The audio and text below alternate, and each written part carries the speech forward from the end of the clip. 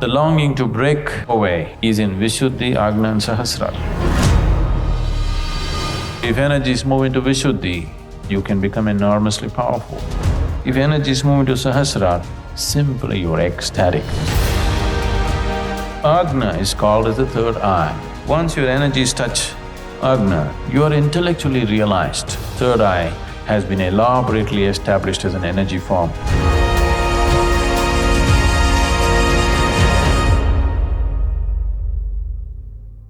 Namaskaram, Sadhguru. I started meditating 10 years ago, and after a few years, I could see my third eye, a perfect eyeball. Is it real or am I hallucinating? Now, this needs to be understood.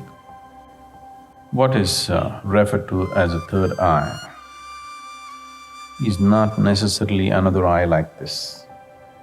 Okay, it is not. It is just that, you know, there are, okay. In the pranic system, we talked about the 72,000 nadis.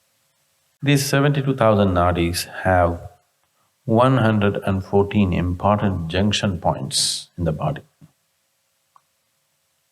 Like, you know, in this building, the electrical systems are running, there are many junction points where major meeting of connections are happening.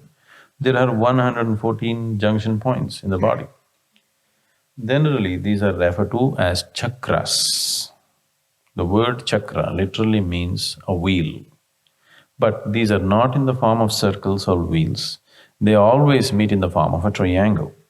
The nadis always meet in the form of a triangle. And the whole yogic system depends on what you do with them. So out of this 114, 7 are held as the major junction points. So these are the 7 chakras that everybody is normally talking about. They are located in certain parts of your body. These are Mooladhara, Swadhisthana, Manipuraka, Anahata, Vishuddhi, Agna, Sahasrara. Mooladhara means the foundation. This is a center which is physically or physiologically, it is located between your anal outlet and your genital organ. It's called the perineum medically. If your energies are dominant in your Mooladhara, food and sleep will be the 2 major qualities of your life. They will be the most important factors in your life, food and sleep. If your energies are dominant in your Swadhisthana, which is located just above your genital organ, here you will be a pleasure seeker. Pleasure does not necessarily mean sex and things like that. You are somebody who wants to enjoy the world. That's dominant in you. So a person who is a pleasure seeker, he lives little more intensely than a person who is living just for food and sleep. Yes? So these are just different levels of intensities of life. As the intensity increases, your ability to experience different dimensions of life moves from one area of life to another. If your energies move into Manipuraka, or if they're more dominant in Manipuraka, you are a doer in the world. You want to do things. Maybe you're a businessman, maybe you're a politician or something where a lot of doing is needed, you know. You're a doer. If energies move into Anahata, this is the creative center, you become a creative person. Maybe you're an artist or at least you have tendencies, maybe you didn't make it in the Hollywood, but you know, you want to create more than simply eating and sleeping or seeking pleasure outside. You would like to do something, there is creativity in you. A person, let's say an artist, generally their lives may be considered a little freaky for other people, but they experience life little more intensely than, let's say, a businessman. Yes? It's a different level of intensity. The word anahata means unstruck. This is the unstruck sound. This is a meeting between the lower and the higher. All your survival instincts are in the lower three chakras. Self-preservation is in Manipuraka, Swadhisthana and Muladhara. The longing to break away from all this and go away beyond is in Vishuddhi, Agna and Sahasrara. Anahata is the meeting point. So Anahata, the symbolism is two triangles meeting. You've seen that the Star of David, everything comes from Anahata. Okay, that is the symbol for Anahata, two upward moving and downward moving triangles meeting because these are two different dimensions of life. One is catering to self-preservation, another is catering to the longing to go beyond. In your head and your heart, you have longings to go beyond, but in your body, you have longings to preserve. So, if energies move into Vishuddhi, it's a power center, you can become enormously powerful. Very powerful individuals.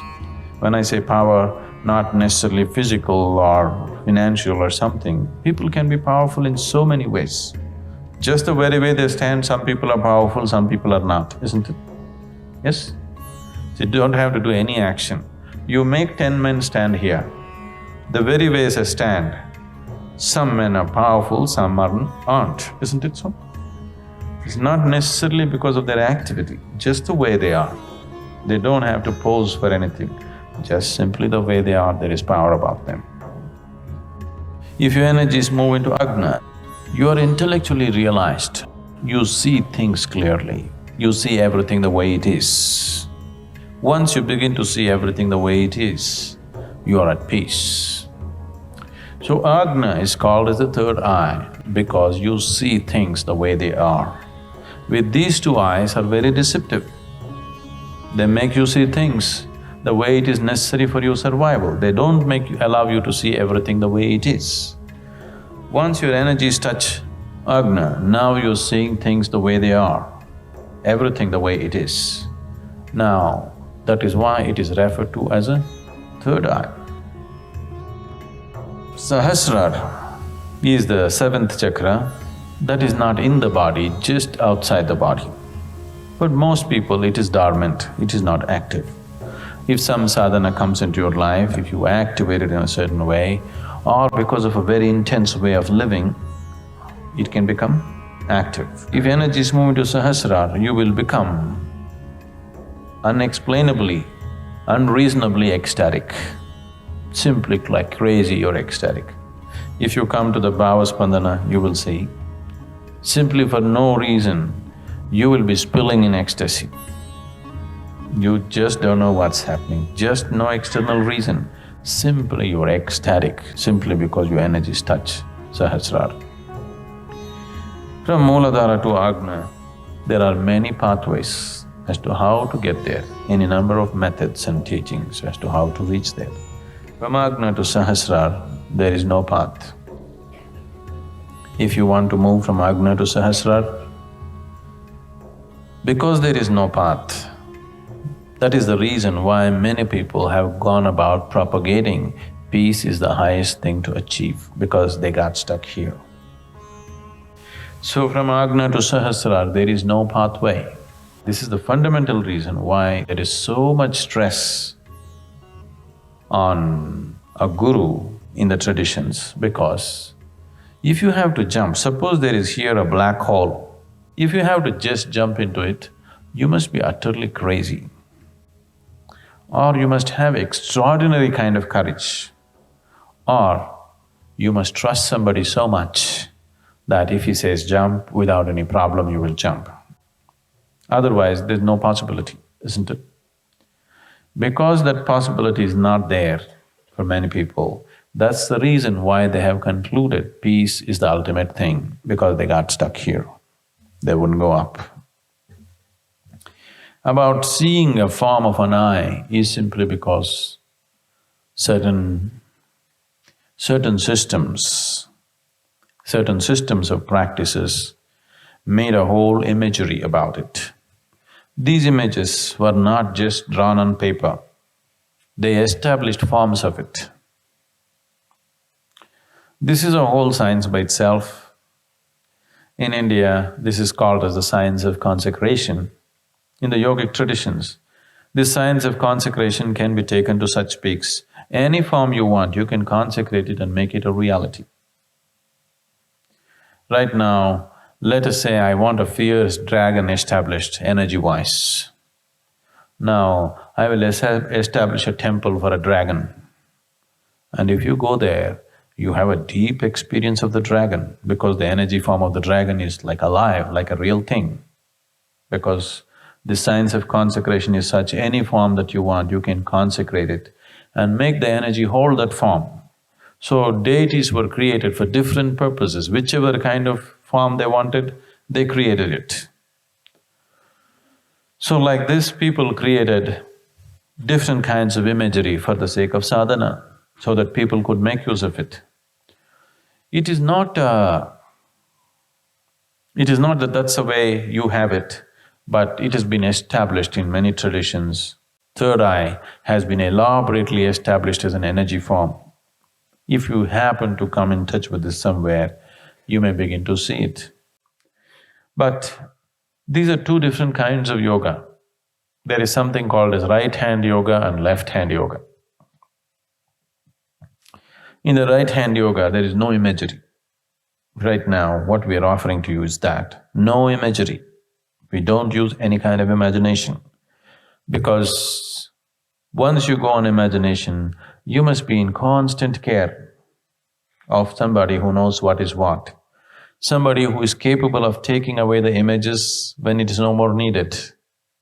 Otherwise, you won't know where is reality and where is imagination. You will just fly off into imaginary states very easily. So here we are using a path of prajna where there is no imagery at all. Just use yourself to grow. Maybe it is not as colorful as that, but it's more steady, you don't get lost. You know if you take a step forward, you know it, if you take a step backward, you know it. There you will not know, but it's very colorful and exuberant ways. We also do that, but not with, large groups of people like this. I also very much do those kind of things, but not with large groups of people because people will fly off into imaginary states so easily.